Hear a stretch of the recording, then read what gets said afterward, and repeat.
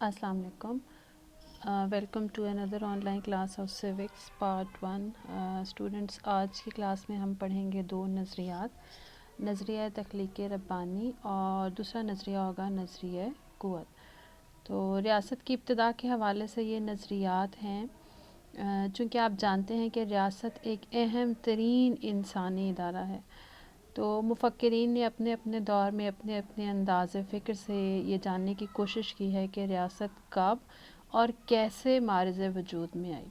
तो आज और आइंदा आने वाले दिनों में हम जो नज़रियात पढ़ेंगे वो रियासत की इब्तिदा के हवाले से मुख्तलिफ़ अदवार में पेश किए जाने वाले नज़रियात हैं।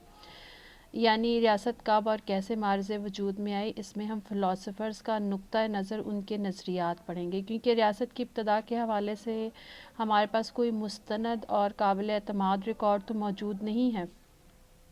तो इस सिलसिले में मुख्तलिफ़ फ़िलासफ़र्स ने जो अपना अपना नुक्ता नज़र पेश किया है, गो कि उसकी बुनियाद जो है वो अंदाज़ों पे है और क़यास पे है, जो उनके नज़रियात की शक्ल में हमारे सामने मौजूद हैं, उनको हम स्टडी करेंगे। तो आज इनमें से दो नुक्ता नज़र कह लीजिए, दो नज़रियात कह लीजिए, उनको हम पढ़ेंगे। सबसे पहले है नज़रिया तख्लीक़ रब्बानी। तो स्टूडेंट्स, नज़रिया तख्लीक़ रब्बानी जो है वो रियासत की इब्तदा से मुतालिक तमाम नज़रियात में से सबसे कदीम नज़रिया है। इस नज़रिए के जो हामी हैं उनका ख़याल ये है कि रियासत को इंसानों ने नहीं बल्कि अल्लाह ताला ने तख्लीक़ किया है। फिर इनका कहना ये भी है कि हुक्मरान को अल्लाह ताला मुकर्रर करता है और वो ज़मीन पर खुदा का नाइब है। हुक्मरान आवाम को नहीं बल्कि सिर्फ़ अल्लाह ताला को ही जवाबदेह होता है, और हुक्मरान की इताअत करना रियाया का मजहबी फ़रीज़ा है। यानी कि अगर अवाम हुक्मरान की इताअत करेंगे तो ये सवाब का काम है, और अगर उसके अहकामात की ख़िलाफ़ वर्जी करेंगे तो उनको गुनाह मिलेगा, क्योंकि उनका मजहबी फ़रीज़ा है। और फिर साथ साथ हुक्मरान को लामहदूद इख्तियारात हासिल हैं, और फिर उन इख्तियारात के हवाले से हुक्मरान से कोई भी जवाब तलब नहीं कर सकता, जवाब तलबी नहीं है। कोई फ़र्द हुक्मरान पर तनकीद करने का हक़ भी नहीं रखता। तो बेसिकली ये नज़रिया है। अब हम इसको थोड़ा सा खोल के समझ लेते हैं। इसके कुछ बुनियादी उसूल हैं, इनको हम 5 पॉइंट्स की सूरत में डिवाइड कर लेते हैं। आपकी बुक में भी ये 5 से 6 की शक्ल में है। तो हम पहले इसकी खुसूसियात को समझ लेते हैं, फिर इसका थोड़ा सा तारीख़ी पस मंज़र मैं आप लोगों को बताऊंगी, और फिर साथ में इसकी खूबियाँ और ख़ामियाँ जो इस नज़रिए के नतीजे में सामने आई उनको भी हम स्टडी कर लेंगे। तो सबसे पहले चलते हैं इस नज़रिए की खुसूसियात की तरफ। इसको हम 5 से 6 पॉइंट में डिवाइड करके देख लेते हैं। तो सबसे पहले कि जिस तरह अल्लाह ताला ने ज़मीन, सूरज, चाँद, सितारे और दूसरी चीज़ों को तख्लीक़ किया है, उसी तरह से रियासत को भी अल्लाह ताला ने ही बनाया है। यानी रियासत रब्बे ताला की तख्लीक़ है दूसरी चीज़ों की तरह से, जैसे ज़मीन, सूरज, चाँद, सितारे वगैरह। फिर दूसरे नंबर पे हुक्मरान या बादशाह अल्लाह ताला का मुकर्रर करदा और ज़मीन पर खुदा का नाइब होता है। जिस तरह खुदा मजहबी और इखलाकी इस्लाह के लिए पैगंबर भेजता है, उसी तरह से आवाम की सियासी तरबियत के लिए और रियासत के नज़्म व नस्क को चलाने के लिए हुक्मरान भी खुदा ही की तरफ से मुकर्रर करता है, खुदा की तरफ से मुकर्रर करता है। तो हाकिम वक्त को भी रब्बे ताला ही मुकर्रर करता है। ये इसका दूसरा पॉइंट। फिर आगे अगर हम चलें तो हुक्मरान खुदा का मुकर्रर करदा होता है। अगर उसके अहकामात की तामील की जाएगी तो सवाब होगा, और अगर हुक्म अदूली की जाएगी तो उसका गुनाह होगा। और हाकिम आला जो है वो सिर्फ़ रब ताला को जवाबदेह है, इंसान उससे जवाब तलब नहीं कर सकता, क्योंकि हुक्मरान के इख्तियारात लामहदूद हैं। वो अपने अफ़ाल के लिए सिर्फ़ खुदा को ही जवाबदेह है। आवाम के पास इख्तियार नहीं कि वो उससे वाज पुरस कर सकें, उससे सवाल पूछ सकें, उस पर तनकीद कर सकें, बल्कि उस पर तनकीद करना गुनाह है। ऐसा करने से खुदा नाराज़ हो जाता है। फिर अगर थोड़ा सा और आगे चले तो हुक्मरान खुदा के अहकामात के मुताबिक अमल करता है। खुदा ने अगर जालिम और जाबिर हुक्मरान किसी कौम पर मुसल्लत कर रखा है तो वो उस कौम की बदआमालियों और उसके गुनाहों की सज़ा है, वो उस कौम पर खुदा का अज़ाब नाजिल हुआ है। تو عوام کو جابر اور ظالم حکمران کی اطاعت کی بھی اس کے اطاعت کرنا ہوگی، اس کے احکامات کی تعمیل کرنا ہوگی، اس کے احکامات کو ماننا ہوگا، انہیں حکمران کے خلاف بغاوت کرنے کی ہرگز اجازت نہیں ہوگی، اور عوام کو اس عذاب سے اگر نجات چاہیے تو پھر وہ اللہ تعالیٰ سے، خدا کے سامنے اپنی بدعمالیوں کی معافی مانگیں، اپنے گناہوں کی معافی مانگیں، کیونکہ وہ سزا کے طور پہ ان پہ مسلط کیا گیا ہے۔ اور حاکم اعلیٰ، سب سے لاسٹ والا پوائنٹ ہے، حاکم اعلیٰ مطلق العنان ہوتا ہے اور اس کے اختیارات کی کوئی حد نہیں، اس کے پاس لامحدود اختیارات ہیں، اور پھر ان اختیارات کے حوالے سے وہ کسی کے سامنے جواب دہ نہیں، صرف اللہ تعالیٰ یا خدا کے سامنے جواب دہ ہے۔ اگر بچوں اس نظریے کا ہم تھوڑا سا تاریخی پس منظر دیکھیں تو قدیم دور میں چونکہ مذہب اور سیاست جدا نہیں تھے، حکمران ہی رعایا کی مذہبی رہنمائی بھی کیا کرتے تھے۔ اس دور میں نظریہ تخلیق ربانی جو ہے وہ بڑا مقبول ہوا۔ اس نظریے کے حامیوں کا خیال ہے کہ مختلف مذاہب بھی اس نظریے کی تائید کرتے ہیں، اس کی حمایت کرتے ہوئے نظر آتے ہیں، اور پھر وہ کچھ حوالے بھی دیتے ہیں۔ اس میں سب سے پہلا جو حوالہ دیا جاتا ہے وہ ہندوؤں کی مشہور مذہبی کتاب ہے مہا بھارت۔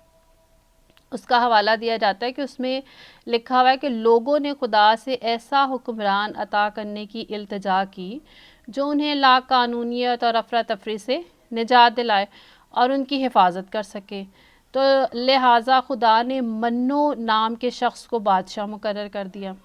اور پھر ہندوؤں کی ایک اور مذہبی کتاب ہے رامائن، اس میں رام کو بادشاہ اور مذہبی اوتار کا درجہ بھی دیا گیا ہے۔ پھر اس کے ساتھ ہی تورات کا حوالہ بھی دیا جاتا ہے کہ تورات میں درج ہے کہ خدا ہی حکمرانوں کو مقرر کرتا ہے اور مارتا ہے۔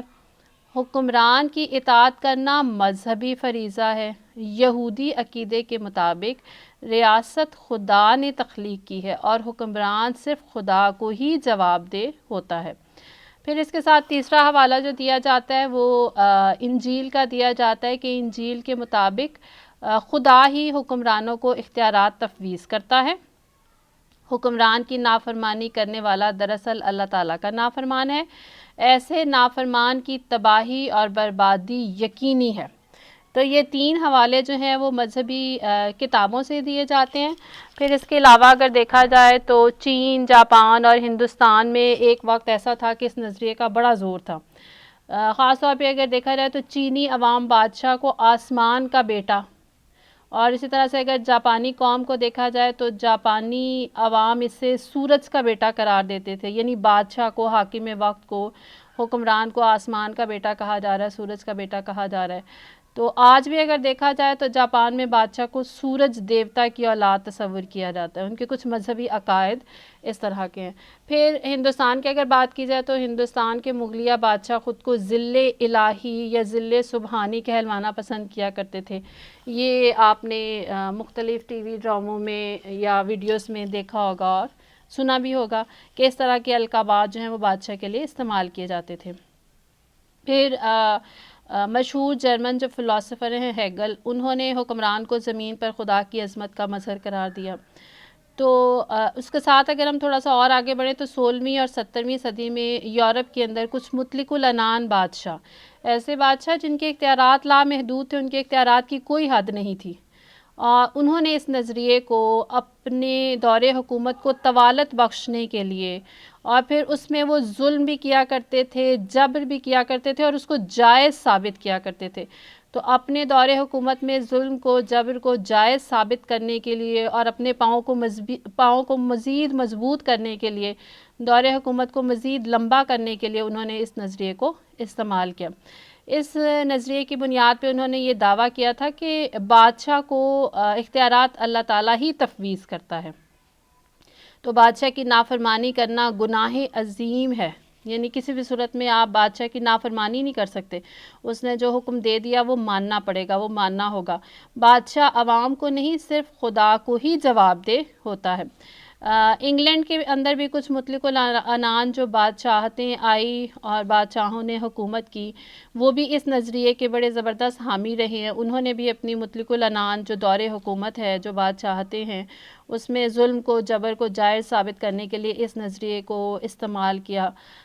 ایک فلاسفر فلمر ہیں، بیسیکلی یہ ان کی جانب سے جو ہے وہ پیش کیا گیا تھا کہ مطلق العنان بادشاہت کی جو ہے وہ ہر صورت میں حمایت کی جا سکتی ہے اور بادشاہ کو اللہ تعالیٰ کا مقرر کردہ ہوا تسلیم کیا جائے گا. تو یہ بچے کچھ تاریخی حوالے تھے نظریہ تخلیق ربانی کے حوالے سے. اب میں آپ کو تھوڑا سا اسلام کا نقطہ نظر اس حوالے سے بتا دوں کہ ریاست کی تخلیق کے حوالے سے یا حاکم وقت کے اختیارات کے حوالے سے اسلام کا کیا نقطہ نظر ہے. کیونکہ بہت سارے جو اسٹوڈنٹس ہیں جب وہ اس کو پڑھتے ہیں تو وہ سمجھتے ہیں کہ شاید اس میں کچھ چیزیں جو ہیں وہ اسلام کے مطابق ہے. تو اسلام دراصل کیا کہتا ہے، اسلام کا نقطہ نظر کیا ہے، وہ میں آپ کے ساتھ یہاں پہ شیئر کرتی ہوں.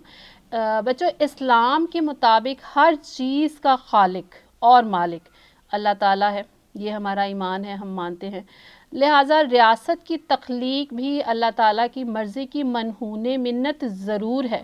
البتہ اسلام یہ ہرگز تسلیم نہیں کرتا کہ حکمران کو اللہ تعالیٰ نے مقرر کیا ہے اور پھر اس کے اختیارات لامحدود ہیں اور عوام اس سے باز پرس بالکل نہیں کر سکتے، یعنی کوئی سوال نہیں پوچھ سکتے. وہ اپنے اختیارات، لامحدود اختیارات میں جو چاہے وہ کر سکتا ہے اور کسی کے سامنے جواب دہ نہیں. اسلام اس کی مخالفت کرتا ہے.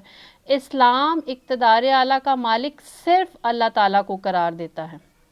حکمران بھی چاہے جتنا بھی طاقتور ہو، حکمران کو قرآن و سنت کے مطابق قوانین کو نافذ کرنا پڑتا ہے.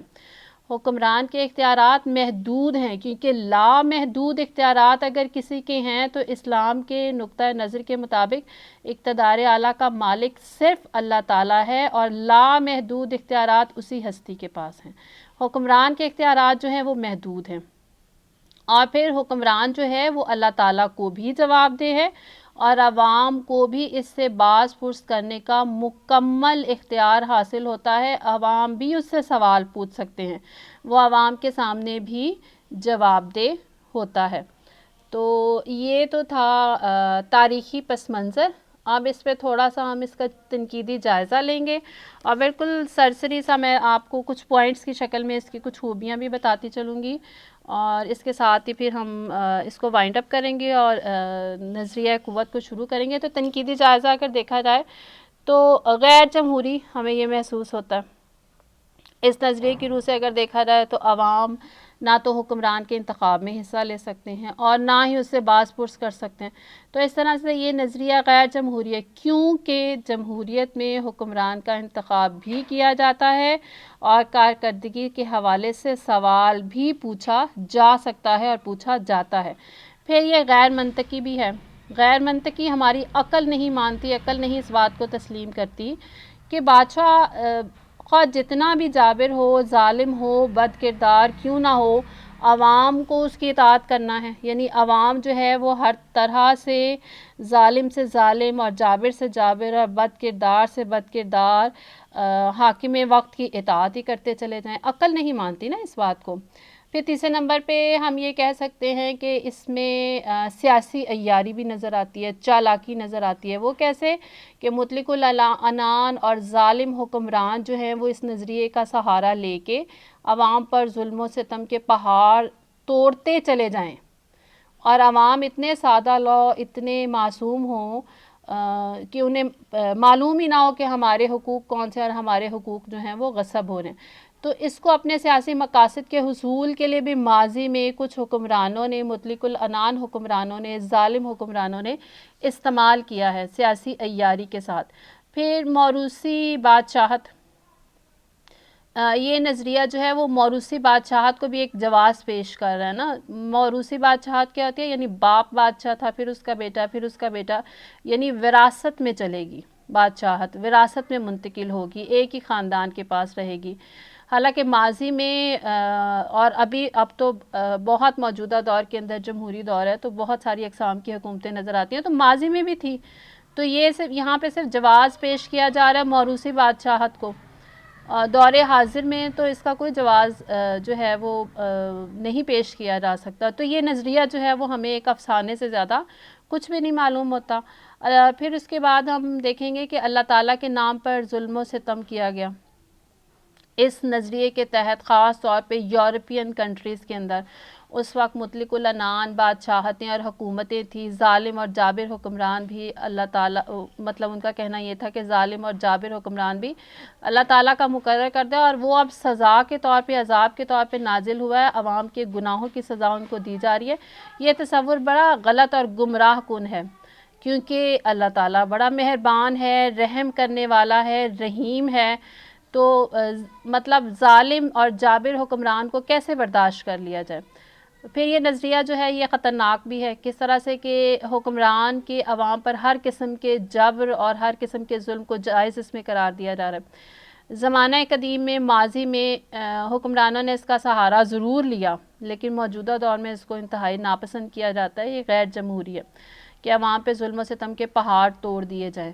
اور پھر سب سے اہم بات میں آپ کو یہاں پہ بتاتی چلوں کہ ریاست ایک انسانی ادارہ ہے اور یہ ایک حقیقت ہے کہ ریاست کو انسان نے خود اپنی معاشرتی ضروریات کی تکمیل کے لیے قائم کیا ہے اور یہ بتدریج مختلف مراحل طے کرتے ہوئے ارتقائی منازل کو طے کرتے ہوئے یہاں تک پہنچی ہے. تو ریاست کو انسانوں نے خود بنایا ہے.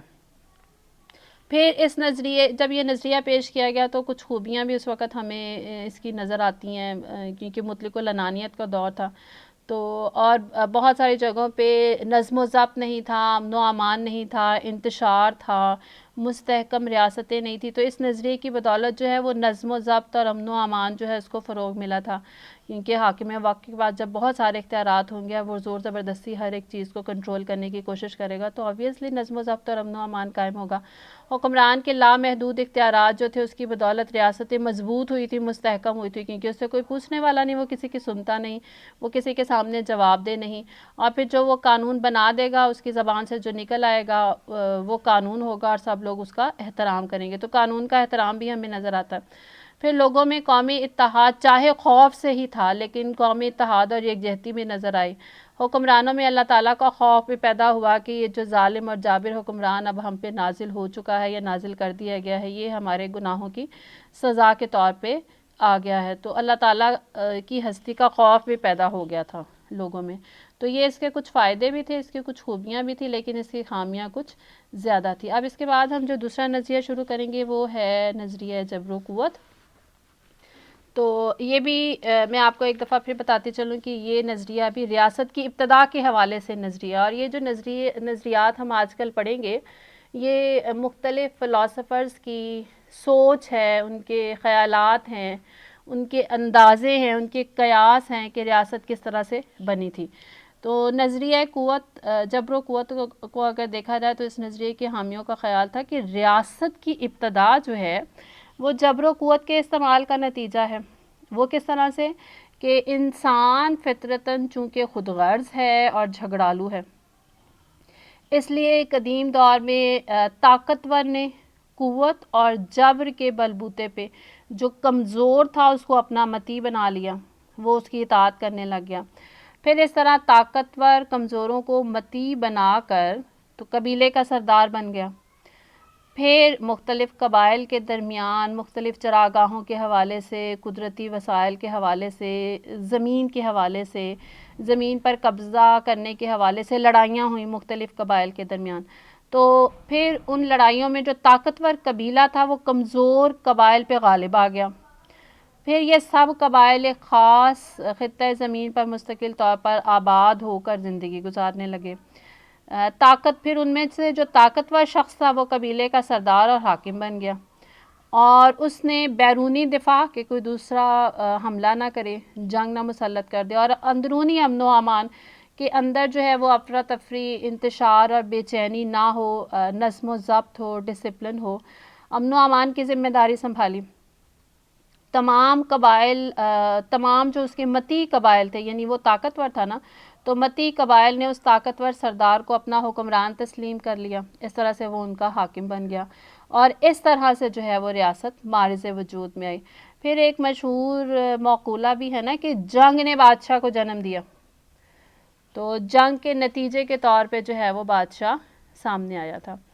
تو ریاست کے قیام اور بقا کے لیے قوت بہت ضروری ہے۔ قوت اور طاقت کے ذریعے سے ہی ریاست کو بیرونی حملے، بیرونی جارحیت، بیرونی جنگ سے محفوظ کیا جا سکتا ہے، اور عوام کو قانون کا پابند بنایا جا سکتا ہے، اور ملک میں امن و امان قائم کیا جا سکتا ہے۔ یہ بات تو درست ہے۔ اب ہم آگے چل کے دیکھتے ہیں کہ اس نظریے کے جو حامی تھے وہ کون کون تھے۔ اس نظریے کے حامیوں میں ابن خلدون بھی شامل ہیں، پھر ایڈورڈ جیکسن بھی ہیں۔ انہوں نے ایک جگہ لکھا کہ تاریخ کے حوالے سے یہ بات انتہائی آسانی سے ثابت کی جا سکتی ہے کہ موجودہ جو سیاسی تنظیمیں ہیں، سیاسی تنظیم مطلب یہاں پہ سیاسی تنظیم وہ ریاست کے لیے لفظ استعمال کریں، کامیاب جنگ و جدل کی بنا پہ معرض وجود میں آئی تھی۔ پھر پروفیسر ڈاکٹر لی کاک ہیں، وہ بھی اس کی حمایت کرتے ہوئے نظر آتے ہیں کہ حکومت افراد کی جارحانہ کارروائیوں کا نتیجہ ہے، یعنی کہ ایک قبیلے کے دوسرے قبیلے پر قبضے اور تسلط کے بعد جو ہے وہ ریاست منظر عام پر آتی ہے، معرض وجود میں آتی ہے۔ پھر صدر ووڈرو ولسن جو ہیں، ان کا بھی یہی خیال ہے کہ جنگوں کے نتیجے میں، خون خرابے کے نتیجے میں بڑی بڑی ریاستیں، بڑی بڑی سلطنتیں جو ہیں وہ سامنے آتی ہیں۔ تو یہ تو تھا نظریہ، اور نظریے کی حمایت کرنے والے کچھ فلاسفرز اور پھر ساتھ میں کچھ حکمران۔ اب ہم یہ جاننے کی کوشش کرتے ہیں کہ یہ جو نظریہ ہے یہ مختلف مکاتب فکر سے تعلق رکھنے والے لوگوں نے اپنے اپنے مقاصد کے لیے کس طرح سے اس کو استعمال کیا۔ تو سب سے پہلے ہم دیکھیں گے کہ جو عیسائی پادری ہیں انہوں نے اس نظریے کی مدد سے ریاست پر چرچ کی برتری کو تسلیم کر لیا تھا اور ثابت کرنے کی کوشش کی تھی۔ اس کی دلیل وہ کچھ اس طرح سے دیا کرتے تھے کہ ریاست ایک برا ادارہ ہے کیونکہ یہ جبر و قوت کی بنیاد پہ قائم ہوا ہے، تو چرچ کا ادارہ ایک اچھا ادارہ ہے کیونکہ اسے اللہ تعالیٰ نے تخلیق کیا ہے، تو لہٰذا چرچ کو ریاست پہ جو ہے وہ برتری حاصل ہونی چاہیے۔ ریاست نامی ادارہ جو ہے وہ اچھا ادارہ نہیں ہے۔ پھر اگر انفرادیت پسندوں کو دیکھا جائے تو انہوں نے کہا کہ اس نظریے کو انہوں نے بھی انفرادیت پسندوں نے بھی بیسیکلی اس نظریے کو اپنے مقصد کے لیے استعمال کیا، اور کہا کہ ریاست کی بنیاد چونکہ جبر پر ہے، ناانصافی پر ہے، اس لیے ریاست ایک برائی ہے، اس کو ختم کر دینا چاہیے، کیونکہ ریاست جو ہے وہ افراد کے زندگی میں، اس کے ذاتی معاملات میں مداخلت کرتی ہے، تو ریاست کو ہی ختم کر دینا چاہیے، نہ ریاست رہے گی نہ وہ مداخلت کرے گی، اس سے افراد کی جو آزادیاں ہیں وہ محفوظ رہیں گی، افراد کا جو دل چاہے گا وہ کریں گے، اپنی صلاحیتوں سے وہ فائدہ اٹھا سکتے ہیں، ترقی کر سکتے ہیں، ملک کی پیداوار اس سے بڑھے گی، معاشرہ خوشحال ہوگا، ملک میں خوشحالی آئے گی۔ تو ریاست نامی جو ادارہ ہے اس کو ختم کر دینا چاہیے کیونکہ یہ جبر اور قوت کی بنیاد پہ بنا ہے، اور یہ پابندیاں لگاتا ہے کیونکہ ریاست قانون بناتی ہے، تو جتنے زیادہ ریاست قوانین بنائے گی اتنی زیادہ پابندیاں ہوں گی، تو نہ ریاست رہے نہ پابندیاں لگائے اور افراد جو ہیں وہ آزاد ہوں۔ پھر سوشلسٹ جو ہیں ان کا خیال یہ ہے کہ سرمایہ دار جو ہیں وہ حکومت پر قابض ہو کر مزدوروں پر جبر و قوت کے استعمال کے ذریعے سے ظلم کرتے ہیں، مزدوروں کی آمریت قائم کر کے سرمایہ داروں کو مطلب پوری قوت کے ساتھ کچلنے کی کوشش کرتے ہیں، تو اس طرح سے جو ہے وہ ناجائز معاشرتی اور معاشی عدم مساوات پیدا ہو جاتی ہے، اس کو ختم ہو جانا چاہیے۔ پھر اس کے ساتھ کچھ جرمن فلاسفرز ہیں، ان کا بھی خیال ہے کہ نظریہ جو ہے وہ نظریہ جبر و قوت جو ہے وہ قومی اتحاد اور یکجہتی کو فروغ دینے میں اس کا اہم کردار ہے، اہم ذریعہ ہے۔ پھر ہٹلر اور موسولینی کا بھی نام لیا جاتا ہے، وہ اس بات کی وہ بھی حمایت کرتے ہیں کہ قومی اتحاد اور دنیا میں اگر ریاست کو سربلند کرنا ہے، پروقار بنانا ہے، مضبوط اور مستحکم بنانا ہے، تو اس کے لیے طاقت کا استعمال بہت ضروری ہے۔ تو کہیں پہ کوئی اسکول آف تھاٹ ہمیں اس کی حمایت کرتے ہوئے نظر آتا ہے، کوئی اس کی مخالفت کرتے ہوئے نظر آتا ہے، کوئی کہتا ہے کہ ریاست کو ختم کر دینا چاہیے، کوئی کہتے ہیں کہ نہیں، جبر اور طاقت اور قوت کی بنیاد پہ جو ہے وہ ریاست، چونکہ جبر اور قوت اگر ہوگی تو ریاست کو قائم رکھا جا سکتا ہے۔ خاص طور پہ جو فاشسٹ ہیں ان میں جرمن فلاسفرز بھی ہیں اور ہٹلر کا نام بھی اس میں لیا جاتا ہے۔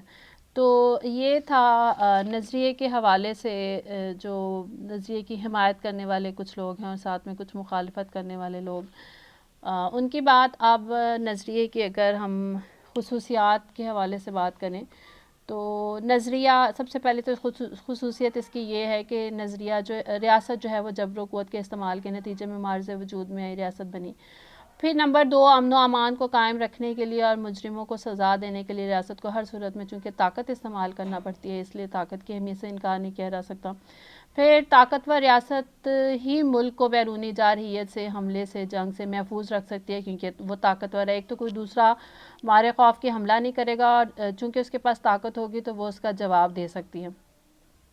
پھر جنگ و جدل اور جبر و قوت کا استعمال برائی نہیں، اس سے قوموں کا وقار بلند ہوتا ہے، کیونکہ طاقت اور قوت جو ہے اس کو سربلندی کی علامت بھی سمجھا جاتا ہے، سربلندی کے لیے ضروری بھی خیال کیا جاتا ہے. تو ریاست طاقت کے استعمال کے ذریعے سے اتحاد اور یکجہتی کی فضا بھی قائم کر سکتی ہے، کیونکہ اگر وہ طاقتور ہوگی، مضبوط ہوگی اور جبر و قوت کے ساتھ وہ کنٹرول کر سکتی ہوگی، تو لوگ بھی متحد ہوں گے، یکجان اور یکجہت رہیں گے، تو ملک میں اتحاد اور یکجہتی کی فضا بھی قائم رہے گی. تو یہ بیسیکلی 4 سے 5 خصوصیات ہمیں اس پورے نظریے کے اندر ملتی ہیں جب ہم اس کو اسٹڈی کرتے ہیں.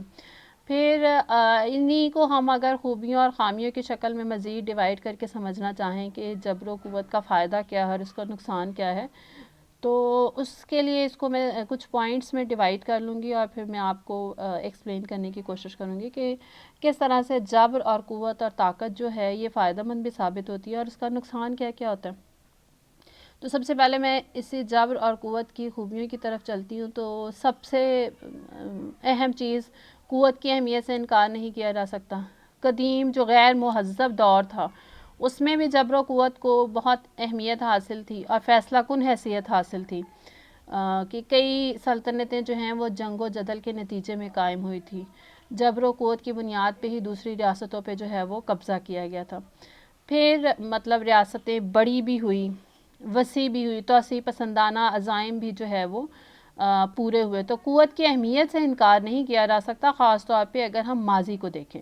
پھر داخلی امن و امان کے لیے قوت کا ہونا بہت ضروری ہے، کیونکہ اگر ریاست کے پاس قوت ہوگی، طاقت ہوگی، تو اس میں کوئی شک نہیں کہ وہ قوت اور طاقت کی بنیاد پہ ہی ریاست میں قوانین کو بنا کے نافذ کر سکتی ہے، مجرموں کو سزا دے گی. آٹومیٹیکلی جو ہے جب قانون امپلیمنٹ ہوگا تو ملک کے اندر امن و امان قائم ہوگا. پھر بیرونی دفاع کے حوالے سے اگر دیکھا جائے، ملک کو بیرونی جارحیت کا خطرہ ہے، حملے یا جنگ کا خطرہ ہے، تو اس سے بچانے کے لیے بھی ریاست کے پاس طاقت کا ہونا یا ریاست کا طاقتور ہونا بہت ضروری ہے. اور موجودہ دور میں طاقتور ریاست جو ہے وہ بین الاقوامی وقار کی علامت بھی سمجھی جاتی ہے. ماضی میں بھی ایسا تھا، ابھی بھی کافی حد تک ایسا ہے کہ دنیا میں طاقتور اور مضبوط قومیں ہی پروقار سمجھی جاتی ہیں، عزت کے قابل سمجھی جاتی ہیں. کمزور قوموں کی آزادی کو ہر وقت خطرہ ہی رہتا ہے، بلکہ ان کے وجود کو بھی خطرہ رہتا ہے. اتحاد اور یکجہتی قوم کو متحد اور منظم کرنے کے لیے اور شر پسند عناصر کو کچلنے کے لیے بھی ریاست کے پاس قوت اور طاقت کا ہونا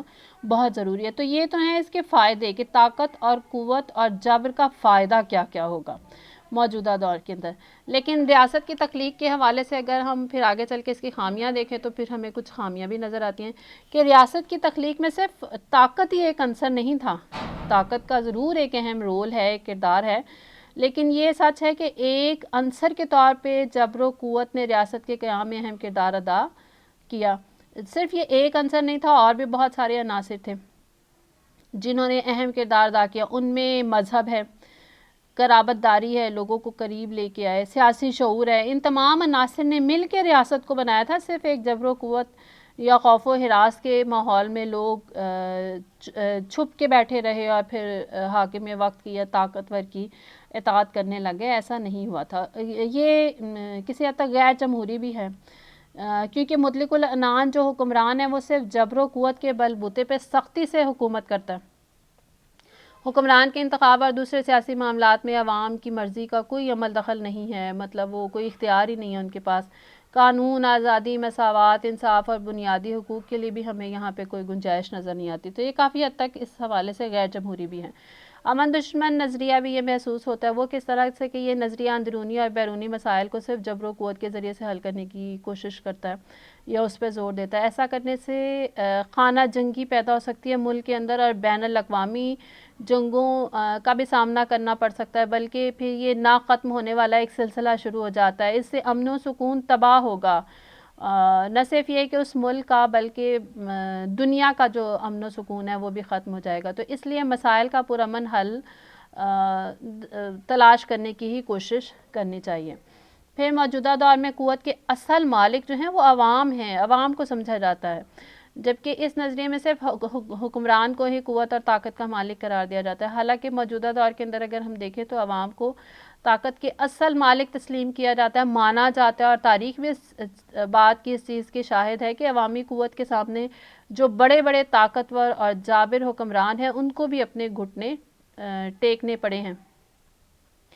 پھر یہ کسی حد تک ہمیں غیر اخلاقی بھی نظر آتا ہے. یہ نظریہ جو ہے وہ ریاست کے ہر قسم کے جبر اور ظلم کو جائز قرار دے رہا ہے. اس سے ریاست جو ہے وہ ایک غیر اخلاقی سا ادارہ بن جائے گی. ظالم اور جابر حکمران نہ صرف یہ کہ خود تمام اخلاقی اقدار سے عاری ہوگا بلکہ عوام کے بھی اخلاق کا جنازہ ہی نکل جائے گا ایسے میں، کیونکہ ہر طرف مائٹ از رائٹ، جس کی لاٹھی اس کی بھینس کا غیر اخلاقی اصول ہمیں رائج ہوتا ہوا نظر آئے گا کہ جو طاقتور ہے، جو کنٹرول کر سکتا ہے، وہ دوسروں کو اپنا متی بنانے کی کوشش کرے گا.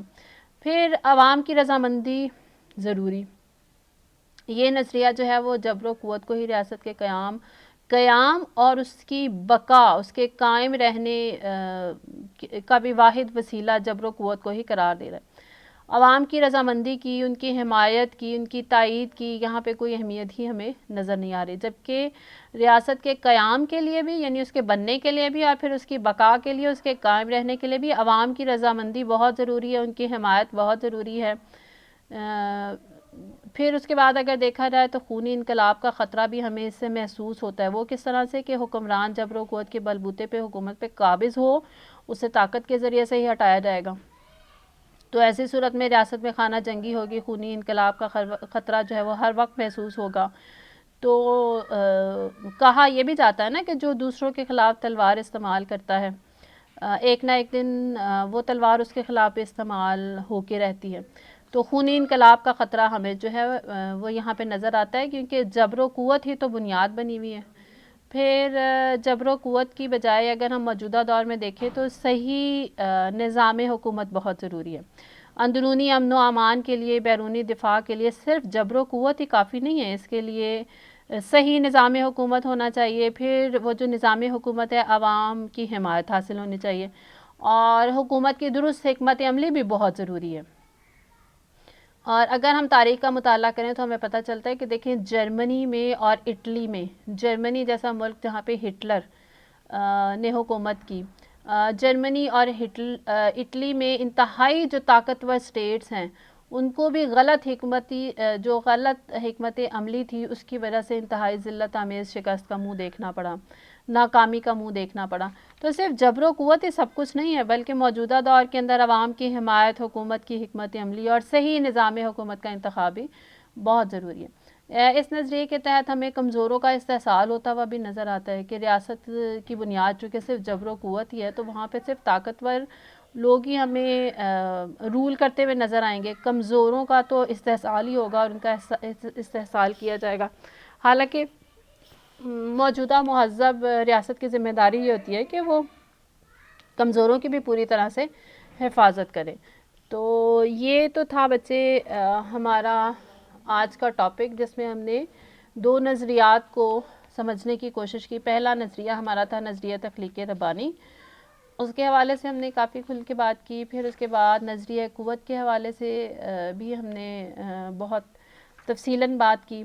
تو یہ دو نظریات ہم نے پڑھے ریاست کی ابتدا کے حوالے سے، اور سب سے اینڈ پہ میں بتاتی چلوں کہ نظریہ تخلیق ربانی کو بھی درست نظریہ نہیں تسلیم کیا جاتا ریاست کی ابتدا کے حوالے سے. یہ فلاسفرز کی اپنی اپنی سوچ ہے، ان کے اپنے اپنے خیالات ہیں، ان کے اپنے اپنے نظریات ہیں.